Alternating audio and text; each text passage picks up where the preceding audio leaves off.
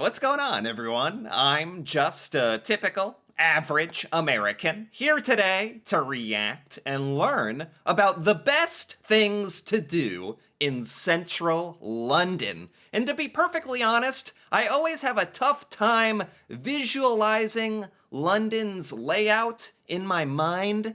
So I came prepared today. I have a little map of London here. And if I'm not mistaken, if I zoom in, I think today we're talking about this area, central London. I'm not exactly sure where central London begins and ends. This is kind of the middle to me, I think. I mean, this place is called East End. Is East End in central London? Is South Bank? It has the word South in it. Is that central London? Or I'm not exactly sure, but I know it's this area that we're looking at here today. So just to get that somewhat clear in my mind before we jump into this video where we are going to learn all about some of the coolest, best things to do and see in central London. For the very first time I'm going to see, so let's take a look. Let's go. Okay. There's construction. how much more city can you get? There's construction. We're about to have coffee in a toilet. This is a Tendon located in Fitzrovia. And it's a cafe that's in a disused Victorian public toilet that sat dormant for Wait, what? Attendant, coffee, kitchen, roastery. It does not say toilet. This, I mean, I gotta say, this is the fanciest toilet entrance I've ever seen in my life. What is this exactly? It's been repurposed, and why is it a toilet? And it's a cafe that's in a disused Victorian public toilet that sat dormant for 50 years and then got transformed into the cafe we see today. No way. There was like an underground Victorian toilet that wasn't being used. Now it's a coffee shop. Why not? That sounds amazing. When you go downstairs, you can actually see parts of the original porcelain urinals and the Victorian tile floors. Wait, what? Go down into attendant. Wait, they kept the... they kept some of the toilets there, okay. Have a good cup of coffee, and they do brunch food and snacks as well. Nice. And the ironic thing is there's actually no toilet at this cafe. What? That is ironic. Wait, why? But it kind of looks like you're sitting at a toilet when you're sitting at the bar there. It kind of looks like you are sitting sort of at a toilet. I don't know if the food here is great or not. She's not really talking about that, but whatever. Just the aesthetic appeal and the location and the novelty makes this an amazing place. Toilet cafe in central London. Who knew? Okay. Looks pretty fun. Looks kind of... How can it look both, like, fancy and approachable at the same time? Like, you're in a toilet, but it's kind of, like, fancy. Somehow, I don't know, it's both. Attendant. Nice. Very nice.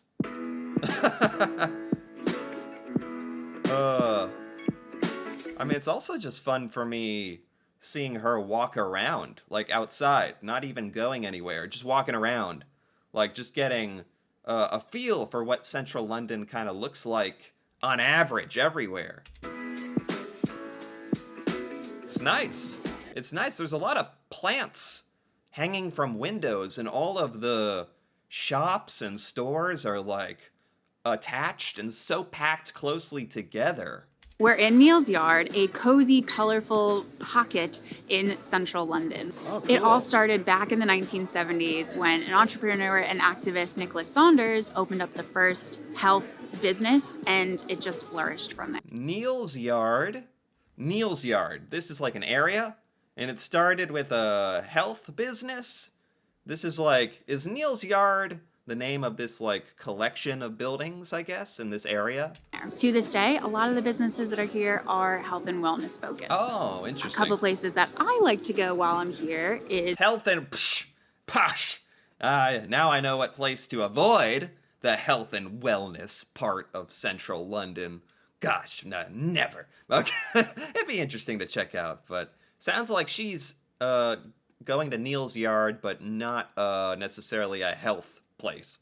Is CVS, which is this amazing French wine bar. Oh. There's a Barbary, a restaurant that is inspired by the food from the Barbary Coast. Oh. And there's St. John Bakery, which is iconic London, and they are famous for their really good donuts. This is so cool. This is like, I'm seeing the perks of living in a big city. And London, like, of all, like, it's literally famous. It's like up there with New York City, London, some of the biggest, most famous cities in the world. I've always been a little biased where it's like, oh, isn't there a bunch of tourists? Isn't it so busy? But, you know, look at the perks. There are so many amazing little shops and stores and fancy places or holes in the wall or a pub, or there's all sorts of stuff there to take advantage of, which you can't deny. That's pretty cool. So you can't go wrong with coming to this spot and going from there. Yeah. Okay.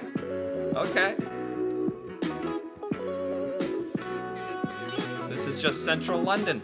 Walking about. There's a lot of like tight alleyways and stuff. Is that pretty much how it all looks, or Seven Dials Market? Is this a market? We're just outside Seven Dials Market, and this is a great place to come if you are near Seven Dials or Covent Garden and you want some yummy but affordable food. This is like an outdoor shopping mall or something where the entire thing is a food court. Is that is that the most American analysis ever? American comparison right there. It's like a market. Does that mean there's like fresh food? Or a bunch of food stands, I think. I don't really get an opportunity to go to markets, so I'm a little confused exactly what it is. The cool thing about here is that there are tons of different food vendors selling lots of options for what you can have for lunch or for dinner. That is cool. They've also just reopened this one section called Cucumber Alley, which has even more options for food vendors. Oh my gosh, it's an amazing place, central London, and I assume the rest of London as well. If you like food, like, it would take you forever to try everything that there is to eat in London, like, I swear. Also, the entire place is covered, so it is British weather-proof. Let me tell you about a couple of my favorite vendors. There's Club Mexicana, who do amazing vegan Mexican food. Oh. And there's also Yum Bun, which does Taiwanese buns that are delicious. Taiwanese. See, I don't even know what Taiwanese food is, nor do I know what a vegan taco is. But I'm open-minded. A lot of health stuff today. I don't know. Let's check them out. Vegan tacos. Curry. So many options here, and actually a bunch of new places have popped up since the last time I've been here. But I'm going to stick to what I know and get something from Yum Bun. Yum Bun. Can I do the lunch set? Yum Bun. Wait, what was that? What's a mushroom dumpling? Wait. Crispy veg gyoza. Crispy duck gyoza. I don't understand any of this. I'm so uncultured. I don't know what this stuff is. That, please. Yes, what ones would you like? The tofu one.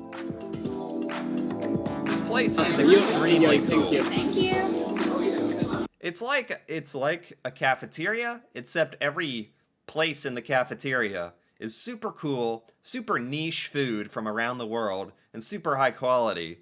It's like a super London cafeteria. Very cool.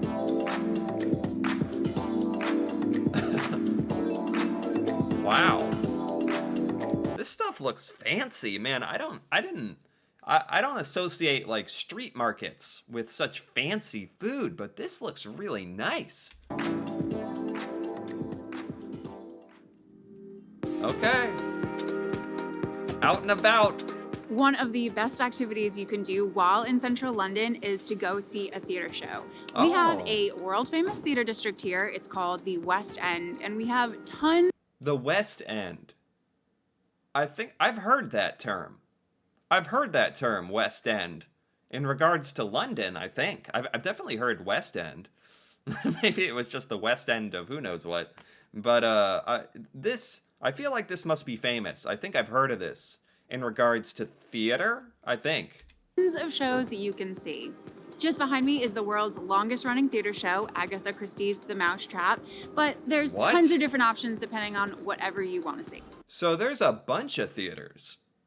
I didn't know that was a thing. You can go to this place in central London, and there's a bunch of live theater shows to choose from, not just one.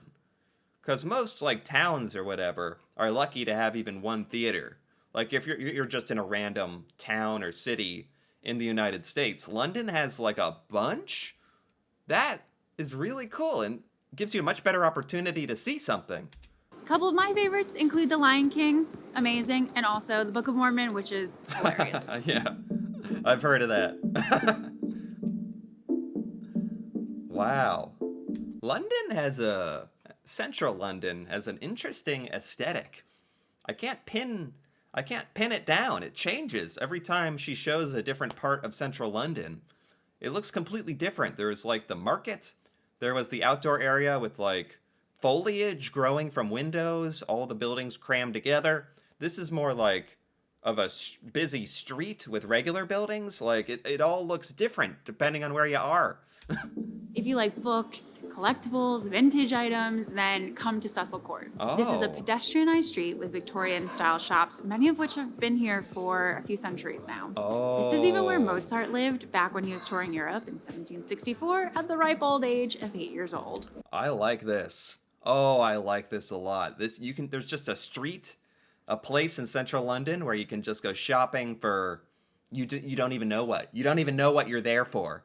You just wander around until you find a porcelain Shakespeare head. And you take that home and wonder why you have it. But it was fun getting it. It's also been said this was possibly the inspiration for Diagon Alley in the Harry Potter series. Really? So if you want to go shopping and feel like you're stepping back in time, Cecil Court is the place to go. Oh, that's so cool. Cecil Court. I love that. Oh, that's fantastic. If you're looking for an Edwardian era cockerel, diamond, enamel brooch. What? This is cool. I mean, how expensive is this stuff? 135, 1,000, 195, 159, 300. This is like all very expensive, but like, are these historical? Is this just random artifacts? Random British artifacts? You can buy a pile of spoons for like $170. We've got it here in Cecil Court for the low price of £2,950. Oh my god. You're sorted. Oh my god. That's funny though, that you can even like possibly buy this silverware set for £15,000. It's funny just to like look at it. Oh, that's fun. There are a couple really neat shops here. This one over here is Alice in Wonderland themed. Oh. And then this one here is all about music. So there's music novels, nonfiction, but also they sell sheet music. I love this. I love this street. It's literally just go. You don't even have to know what you're going for. Just walk down and walk into a shop, and it's going to have something interesting or something you're interested in that you didn't even know. I love this. Oh, the 10 cases. You're never going to struggle to find a place to drink in central London. Yeah, this is not the first time in this one video she's mentioned places you can get wine. The 10 cases. This looks like fancy wine, though. But one place that I love is the very cozy, very sexy 10 Cases wine bar. This wine bar is quite unique because they only order 10 cases of each wine that they have. So they always have a changing menu. Oh, that's really cool. If you like wine, that's actually really cool. The 10 Cases, that's a good name. This, again, something you don't find this kind of thing, like a wine bar. Specifically, a wine bar, like in smaller towns in the United States. So this is definitely something you have to be in a big city to do.